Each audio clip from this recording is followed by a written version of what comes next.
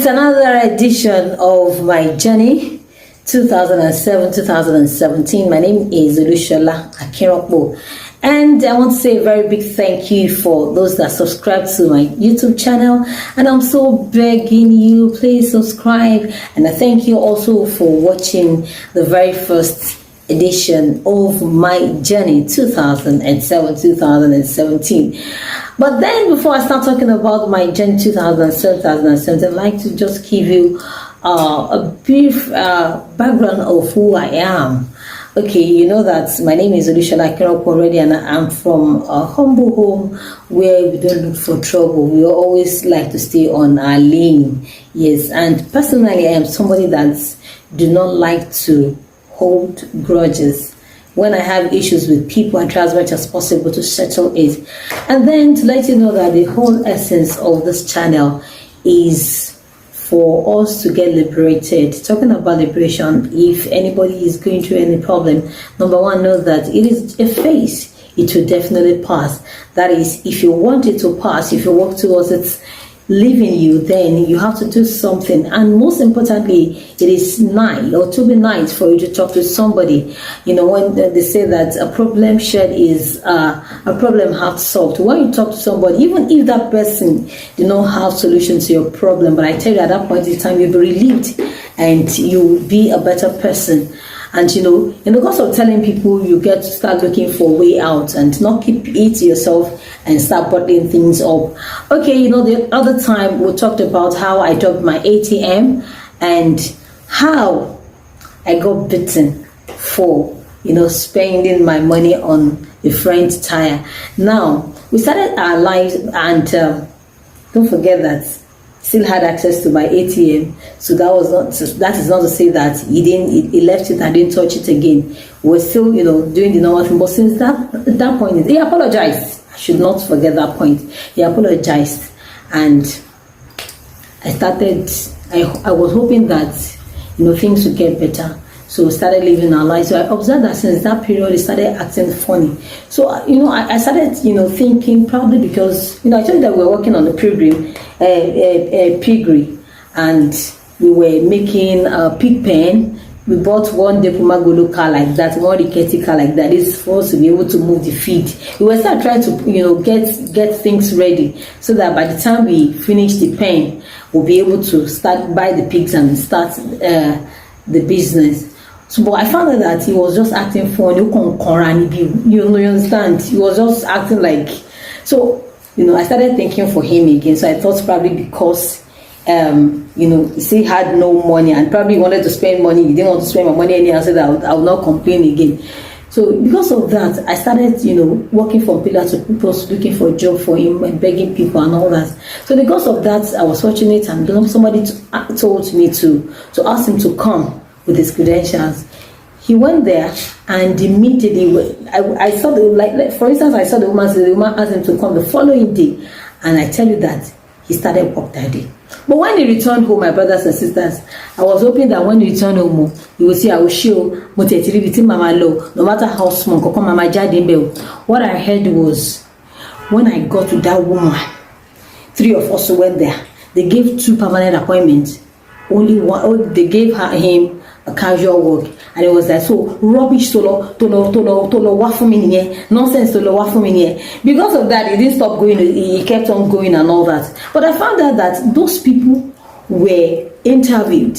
You know, there was a vacant position, and those people were interviewed before they were called. He was only fortunate that, or maybe I was only fortunate that I went to her when those people were meant to resume.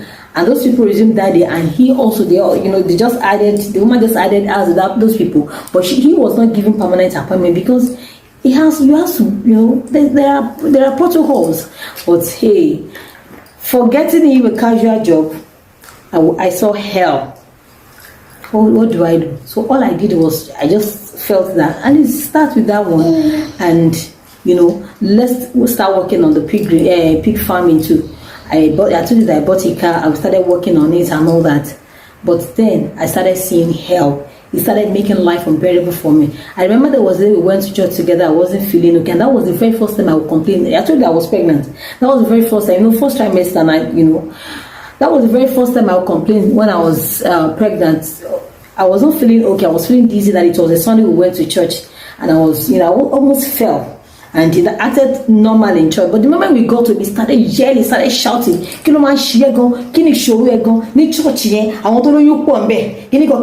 Àwọn tí kò mọ̀ tẹ̀ ti yọ. People, the pregnant that their pregnancy were already showing. They weren't complaining that they were feeling dizzy. Ìwọ nìkan ni tí ẹ pẹ́ wọ̀n yìí ṣe ẹlẹ́mọ̀ pọ̀ lóyún. Kí ni? I said, I wasn't feeling okay. At that point in time, I got the message that between the two of us, you cannot complain, you cannot be sick. You cannot be ill. So since that time, anything that was wrong with me, I just keep it to myself.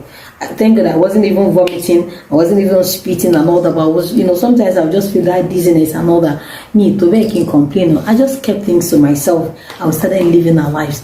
Okay, in the course of that, because I found that I wasn't happy with the job he got, I was trying to do everything possible to ensure that we finish the pig pen. So I joined cooperative and I started dropping money. Actually, I joined cooperative before, even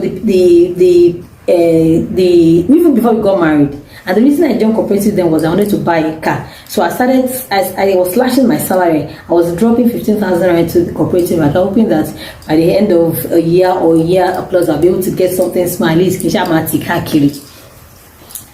So it started mounting pressure on me that I should, because he knew I was in cooperative, that he needed to get money, because although the money we were using to spending on the pig pen was not part of my cooperative, I was just dropping something, every month from my salary. He insisted that I should go get a cooperative loan. So I applied for cooperative loan.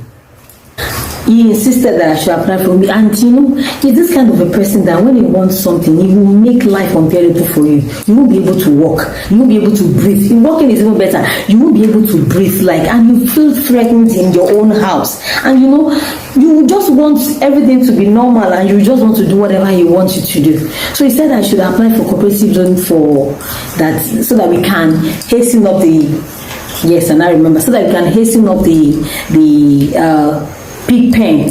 That was the reason he asked me to apply for cooperative. So that year I applied for 150,000 naira.